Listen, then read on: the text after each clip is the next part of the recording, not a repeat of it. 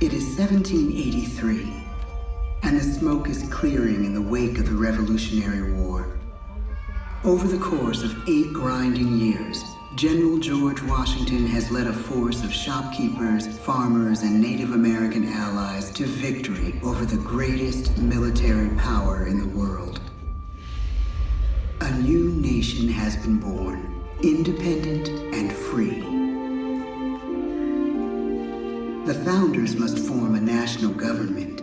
In 1787, through months of passionate debate, they create a written constitution. For the country's highest office, they imagine something new in the history of the world. A leader not born to power like a king or queen. A leader who has not seized power through conquest.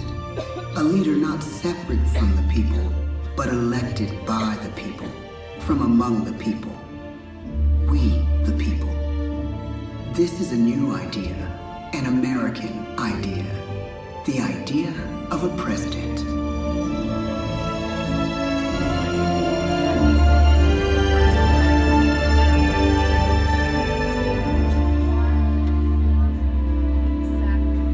The people don't know exactly what a president will be, but there is little doubt who it will be. George Washington's stature and bearing have marked him as a leader. His integrity has made him a great one. Washington knows that many generals who have led successful revolutions make themselves dictators or kings. Instead, he steps down from power and retires to his home, Mount Vernon. The world takes note, and George Washington becomes the symbol of American ideals. In the first presidential election, it's Washington by a landslide. The only doubt seems to be his own. He writes, "Integrity and firmness is all I can promise. Integrity and firmness is exactly what we need." Everything he does as president will set a model for his successors. His final act may be the most important of all. After 2 terms, with no term limit in the Constitution and amid overwhelming support to stay in office, he steps down once again and hands power back to the people. He wants us to speak, to elect a new president. During the early years of the Republic, we choose leaders as different as Thomas Jefferson, John Adams, and Andrew Jackson. Elections are often bitter. Each president stands at that fiery intersection where personal character meets the challenges of the times. Some call the presidency a glorious burden. Jefferson calls it a splendid misery. We, the people, must choose well.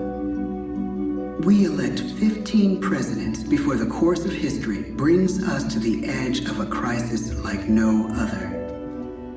A nation born of freedom still permits slavery. As the country pushes west, will new states be slave or free? The question produces bitter conflict. The issue rocks the election of 1860 and brings Abraham Lincoln onto the national stage. The tall, lanky, some say uncouth candidate from Illinois is a master of words at a time when speeches are printed in full for people to read. A house divided against itself cannot stand, he has said. With Lincoln's election, the House does indeed divide.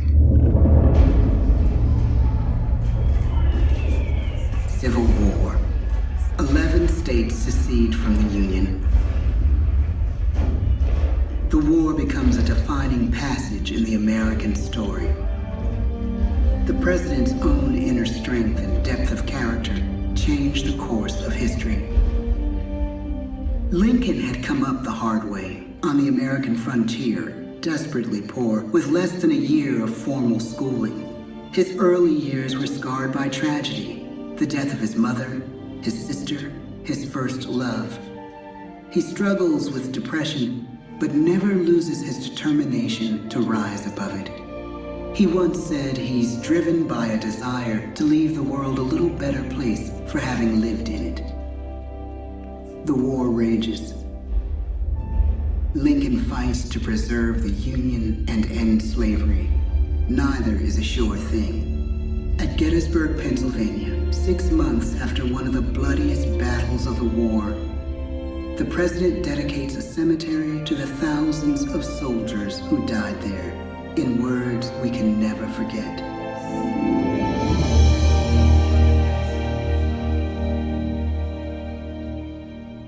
"Fourscore and 7 years ago, our fathers brought forth on this continent a new nation, conceived in liberty and dedicated to the proposition that all men are created equal. Now we are engaged in a great civil war, testing whether that nation or any nation, so conceived and so dedicated, can long endure. We are met on a great battlefield of that war. We have come to dedicate a portion of that field as a final resting place for those who here gave their lives, that that nation might live. It is altogether fitting and proper that we should do this. But in a larger sense, we cannot dedicate, we cannot consecrate, we cannot hallow this ground. The brave men, living and dead, who struggled here, have consecrated it far above our poor power to add or detract. The world will little note, nor long remember what we say here, but it can never forget what they did here. It is for us, the living, rather, to be dedicated here to the unfinished work, which they who fought here have thus far so nobly advanced. It is rather for us to be here dedicated to the great task remaining before us, that from these honored dead, we take increased devotion to that cause for which they gave the last full measure of devotion. That we here highly resolve that these dead shall not have died in vain, that this nation, under God, shall have a new birth of freedom, and the government of the people, by the people, for the people, shall not perish from the earth. The blood of over 500,000 Americans is spilled in this Civil War. President Lincoln's enduring hope is to give true meaning to the sacrifices of so many, to lead us to that new birth of freedom. With the end of the war and the end of slavery, a new birth truly begins. As we roll toward the 20th century, settlers roll west on wagon wheels and railroads connect the nation coast to coast. Millions of immigrants pour in from Europe and Asia. Population doubles. Our economy triples. Our standing among nations rises. We need presidents who can lead both at home and abroad. At the same time, a young Theodore Roosevelt is retreating from New York politics and personal tragedy. The death of his wife and his mother on the same day in the same house. In the Badlands of North Dakota, he rethinks his life and the life of his country. He returns stronger in body and spirit. His renewed energy is just what his country needs.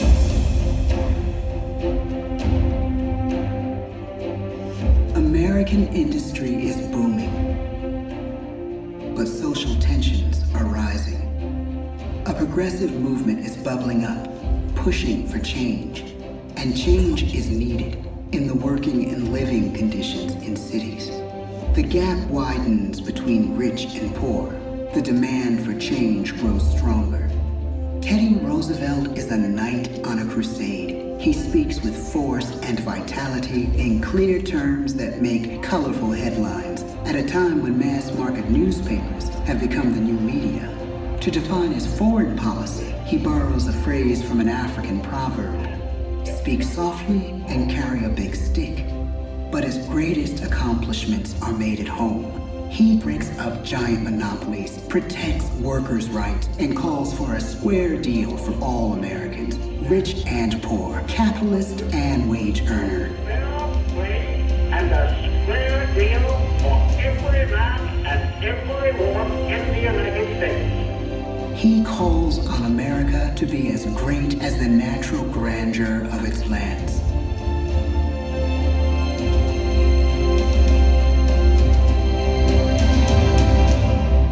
Keep your eyes on the stars and your feet on the ground, he tells us. And we do.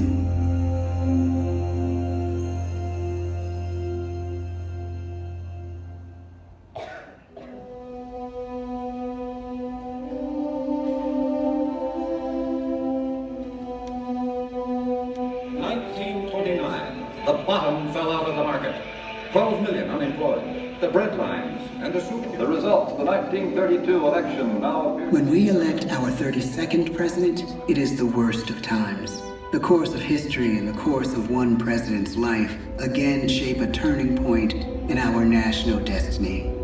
Franklin D. Roosevelt, paralyzed by polio, knows how to restore the faith of a people paralyzed by the Great Depression.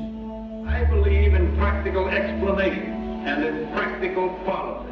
He has found the inner strength his countrymen now need. He speaks to us like a friend, a neighbor. His optimism is contagious, his voice perfect for the latest breakthrough medium, radio.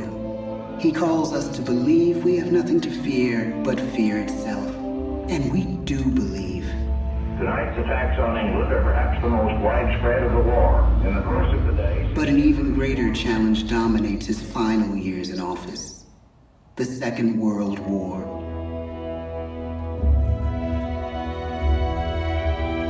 We must be the great arsenal of democracy. This is an emergency as serious as war itself. We stun the world with our production. When bombs fall on U.S. troops in Pearl Harbor, he calls us to fight on the war front and sacrifice on the home front.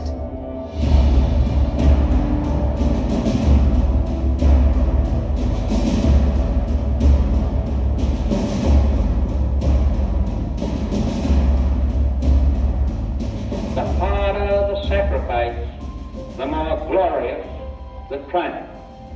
So spoke America in the year 1776. So speak Americans today. The world changes. The country changes. And yet, in one sense, what we need most from our presidents has never changed. A guiding vision that calls forth the best that America can be. Will outer space be developed for the benefit of all mankind? Or will it become another focus for the arms race? The choice is urgent, and it is ours to make. Ask not what your country can do for you. Ask what you can do for your country. But really, it's all of us who must overcome the crippling legacy of bigotry and injustice. And we shall overcome. One of the agreements that President Sadat and Prime Minister Begin are signing tonight is entitled A Framework for Peace in the Middle East. Mr. Gorbachev, tear down this wall. You have lost too much, but you have certainly not lost America. I can hear you. The rest of the world hears you. Loving this country requires the willingness to speak out for what is right, to shake up the status quo. That's America. Our presidency is no longer just an idea. It is an idea with a proud history. Ladies and gentlemen, the presidents of the United States of America.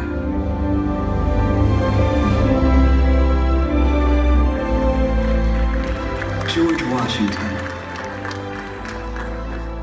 John Adams. Thomas Jefferson. James Madison. James Monroe. John Quincy Adams. Andrew Jackson. Martin Van Buren. William Henry Harrison. John Tyler. James K. Polk. Zachary Taylor. Millard Fillmore. Franklin Pierce. James Buchanan. Abraham Lincoln. Andrew Johnson. Ulysses S. Grant. Rutherford B. Hayes. James A. Garfield. Chester A. Arthur. Grover Cleveland. Benjamin Harrison. William McKinley. Theodore Roosevelt. William Howard Taft. Woodrow Wilson. Warren G. Harding. Calvin Coolidge. Herbert Hoover. Franklin D. Roosevelt. Harry S. Truman. Dwight D. Eisenhower. John F. Kennedy. Lyndon B. Johnson. Richard M. Nixon. Gerald R. Ford. Jimmy Carter. Ronald Reagan. George Bush. Bill Clinton. George W. Bush. Barack Obama.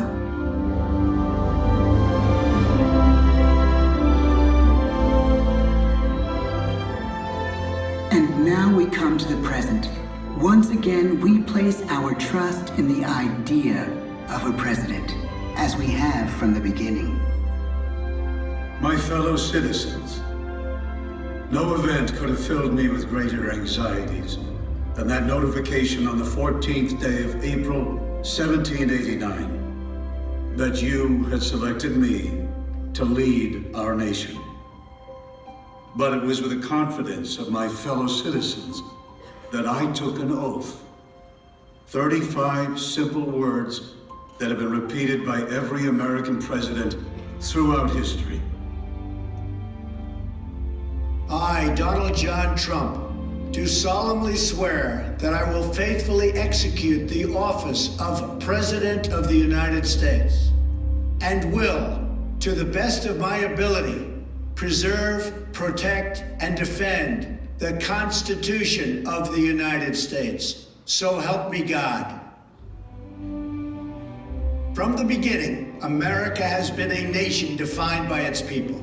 At our founding, it was the American people who rose up to defend our freedoms and win our independence. It is why our founders began our great Constitution with 3 very simple words: we the people. Since that moment, each generation of Americans has taken its place in the defense of our freedom, our flag, and our nation under God. These are the achievements of the American spirit. The spirit of a people who fought and died to bring the blessings of liberty to all our people.